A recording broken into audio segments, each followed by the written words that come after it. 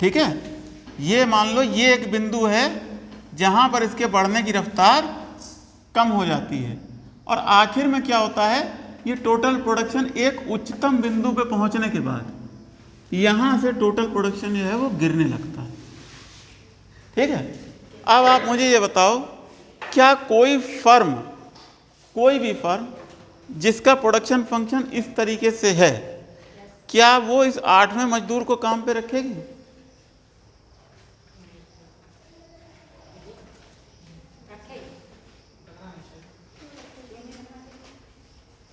बताओ, या 9वें मजदूर को काम पे रखेगी?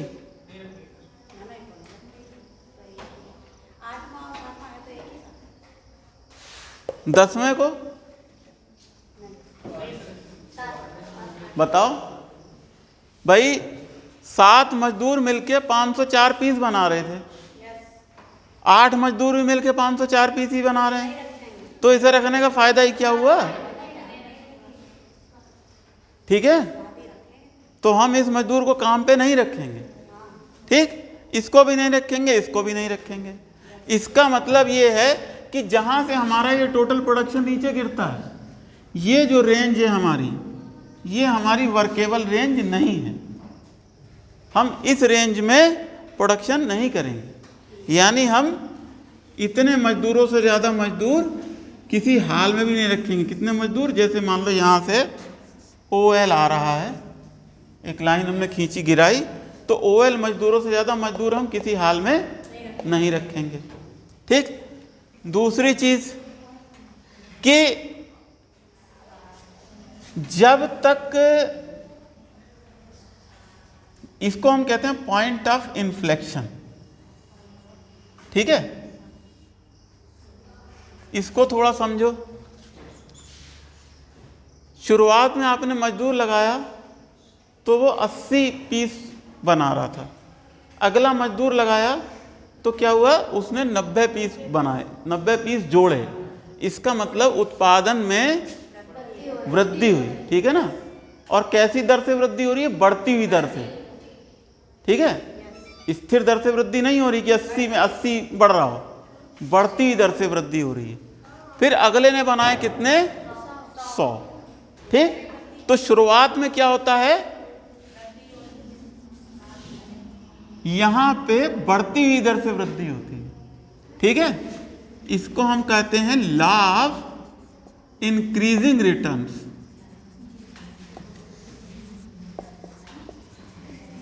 यहां पे क्या है, उत्पादन बढ़ रहा है और तेजी के संग बढ़ रहा है। ठीक है, यहां पे उत्पादन में तेजी से बढ़ोतरी हो रही है। फिर क्या होता है, फिर उसके बाद उत्पादन में बढ़ोतरी तो होती है, लेकिन अब वो बढ़ोतरी यहां के बाद कम होने लगेगी। ठीक है, 100 के बाद अब कितनी होने लगी? 98, फिर 62, फिर 50, फिर 24। अब ये उत्पादन में वृद्धि जो है वो धीरे धीरे कम हो रही है। ठीक है, तो इसको हम कहते हैं पॉइंट ऑफ इन्फ्लेक्शन, यानी जहां से उत्पादन की दर में कमी आनी शुरू हो जाती है। और ये उत्पादन में दर में कमी आने का कौन सा वो है? ये है आपका, जहां तक आपका मार्जिनल प्रोडक्शन बढ़ रहा है, और इसके बाद क्या होगा, मार्जिनल प्रोडक्शन गिरने लगेगा। ठीक है, इसके बाद जैसे जैसे आप आगे बढ़ोगे मार्जिनल प्रोडक्शन गिरने लगेगा। ठीक, यानी ये जो पॉइंट है, यानी इतने मजदूर जो हैं, जैसे OL1 मजदूर, जब तक आप ये लगा रहे हो तब तक तो उत्पादन में बढ़ती हुई दर से वृद्धि हो रही है। ठीक है, और यहां पे क्या है, इसके बाद यहां से प्रोडक्शन बढ़ रहा है, लेकिन उस प्रोडक्शन के बढ़ने की दर में कमी आ गई है, तो इसको कहा जाता है पॉइंट ऑफ इन्फ्लेक्शन या मोड़ का बिंदु। ठीक है, मोड़ का बिंदु। ठीक है, that is point of inflection.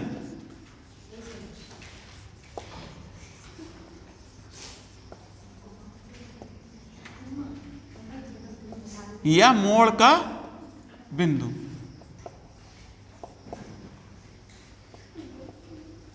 ठीक है, नोट करो इसे। हाँ हाँ बिल्कुल बनाओ।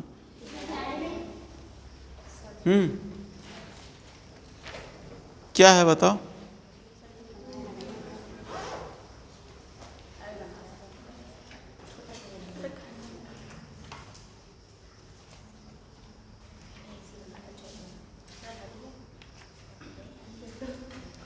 इसको कहा जाता है स्टेज 1।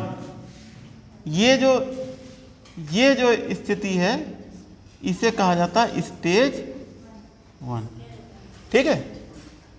अब ये जो यहां जो स्थिति आ गई, ये जो स्थिति, ठीक है, इस मोड़ के बिंदु के आगे, मोड़ के बिंदु के आगे क्या है, आपको लेबर से मिलने वाला रिटर्न जो है वो कम होता चला गया है। ठीक है, लेबर से मिलने वाला रिटर्न आपको कम हो रहा है, तो इसीलिए यहां इसको हम क्या कहेंगे, लॉ ऑफ डिक्रीजिंग रिटर्न। ये एरिया क्या है हमारा, लॉ ऑफ डिक्रीजिंग रिटर्न। यहां पे रिटर्न जो है वो कम हो रहे हैं। ठीक है, ठीक, यानी इसे हम कहते हैं वृद्धिमान प्रतिफल के नियम। और ये एक तरीके से यहां पे law of decreasing return operate कर रहे हैं, यहां पे घटते हुए प्रतिफल के नियम जो हैं वो लागू हो रहे हैं। इसका मतलब ये है कि यहाँ पे प्रोडक्शन जो है, लेबर के द्वारा किए जाने वाला प्रोडक्शन जो है, उसके ऊपर लॉ ऑफ डिक्रीजिंग रिटर्न जो है वो डिमिनिशिंग रिटर्न लागू हो गया है। अब उनके रिटर्न घटते हुए आ रहे हैं। ठीक है ना। तो ये हुई स्टेज 1। और इसके बाद ये जो यहाँ से यहाँ तक है इसे कहते हैं स्टेज 2। इस स्टेज 2 में क्या है, आपको घटते हुए प्रतिफल प्राप्त हो रहे हैं और यहां से आपको नेगेटिव प्रतिफल प्राप्त हो रहे हैं, क्योंकि यहां से मार्जिनल प्रोडक्ट आपका नेगेटिव में है। ठीक है, तो यहां पे आपका टोटल प्रोडक्शन जो है वो यहां के बाद गिरना शुरू होता है, तो आप इस रेंज में तो जाओगे ही नहीं। ठीक है, आप कहां पे रहोगे, उससे आगे बढ़ोगे जहां तक आपको बढ़ते हुए रिटर्न मिल रहे हैं, और उसके बीच में रहोगे जहां पर, यानी एक तरीके से आप, ये रेंज हो गई है आपकी। ठीक है, यानी आप इसी रेंज में बीच में कहीं पर ऑपरेट करोगे, आप इसी रेंज में बीच में कहीं पे प्रोडक्शन करोगे। ये आपकी रेंज ऑफ प्रोडक्शन है कि स्टेज 2 जो है, आप जहां पर हैं, आप स्टेज 2 में रह करके प्रोडक्शन करते हैं। वहाँ पे आपको लॉ ऑफ आमतौर पे डिक्रीजिंग रिटर्न्स मिलते हैं। ठीक है, लेकिन वही एक फिजिबल प्रोडक्शन की रेंज होती है। अच्छा, एक चीज और भी है बेटा, परेशान हो गए जब मैं कहता हूँ एक चीज और भी है, सारे बच्चे परेशान हो जाते हैं, है ना। देखो बेटा, पढ़ना तो पड़ेगा ना आपको। ठीक है, आप पढ़ोगे नहीं, घर जाके कुछ लिखोगे नहीं, तो फिर दिक्कत होगी। यहाँ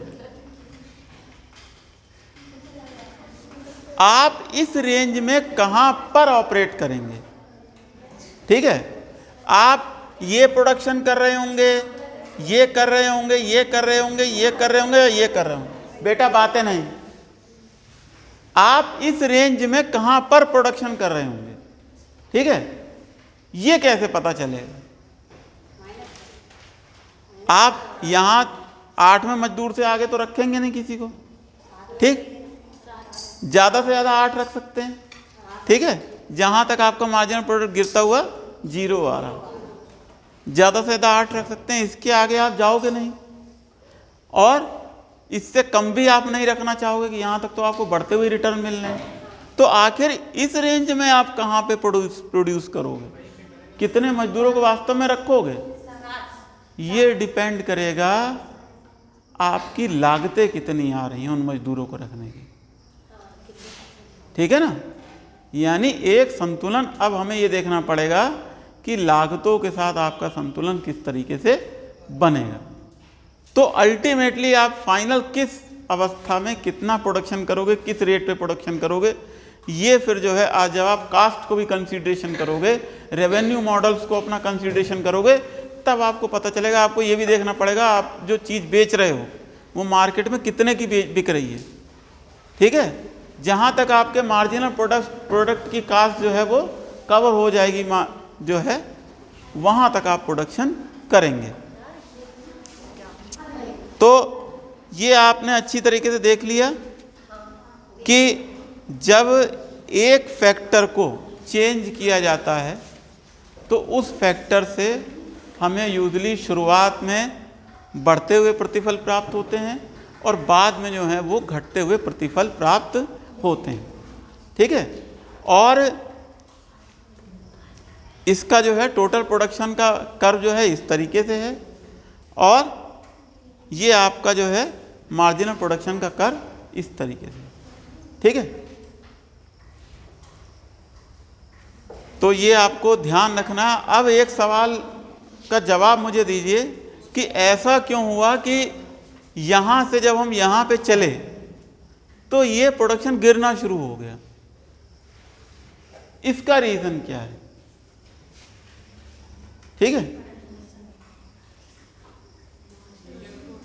ये यहाँ पे ऐसा क्यों हुआ कि शुरुआत में जो है, शुरुआत में तो प्रोडक्शन बढ़ रहा था फैक्ट्री में, शुरुआत में मजदूर कम थे। ठीक है, जब मजदूर बढ़ाए तो बढ़ती दर से प्रोडक्शन बढ़ा, फिर कुछ समय के बाद उतनी बढ़ती दर से प्रोडक्शन नहीं बढ़ा।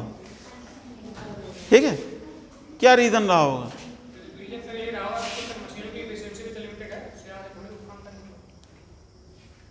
ठीक है, दिमाग लड़ाओ, कॉमन सेंस की बात है भाई। फैक्ट्री में काम करने की जगह सीमित है। ठीक है, अब ज़्यादा भीड़ भर दोगे तो एक दूसरे टकराने लगेगी, वो काम कम करेगी, लड़ाई झगड़े होंगे नहीं होंगे, तो प्रोडक्शन के ऊपर उसका नेगेटिव असर पड़ेगा। मशीनों के ऊपर एक एक आदमी को काम करने के लिए इंतज़ार करना पड़ेगा। मान लो कुछ ऐसी मशीनें हैं जो लेबर के साथ यूज़ होती हैं, तो उस स्थिति में क्या होगा कि जब मजदूर ज़रूरत से ज़्यादा होने लगेंगे तो एक मजदूर जब काम कर रहा है तो दूसरे मजदूर को खड़े रहना पड़ेगा, खाली रहेगा वो। ठीक है, तो इस वजह से क्या होता है, इसको हम कहते हैं इंडिविजिबिलिटी ऑफ प्रोडक्शन फैक्टर्स। ठीक है, ये जो रिटर्न घटने की सबसे बड़ी वजह होती है, इस रिटर्न के घटने की सबसे बड़ी वजह क्या है? इंडिविजिबिलिटी ऑफ, ये मिटा दूं, इंडिविजिबिलिटी ऑफ प्रोडक्शन फैक्टर्स। ठीक है, साधनों की अविभाज्यता, साधनों की अविभाज्यता। जो भी हम प्रोडक्शन फैक्टर्स इस्तेमाल कर रहे हैं, भाज्यता का मतलब होता है जिसे भाग दिया जा सके, जिसे छोटे छोटे हिस्सों में तोड़ा जा सके। ठीक है,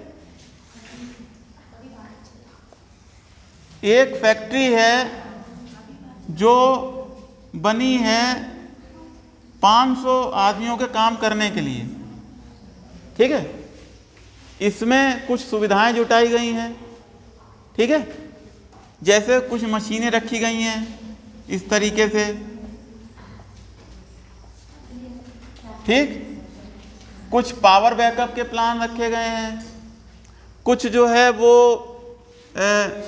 पता चला कि जैसे लेबर के लिए कुछ टॉयलेट्स वगैरह की सुविधाएं भी हैं। चलो ठीक है, तो मशीनें हैं, टूल्स हैं, टूल बॉक्सेस, ये 500 आदमियों के हिसाब से तैयार की गई है। तो जब तक 500 आदमी नहीं हो जाएगा, ठीक है, तब तक तो सबको बड़ा खुला खुला लगेगा।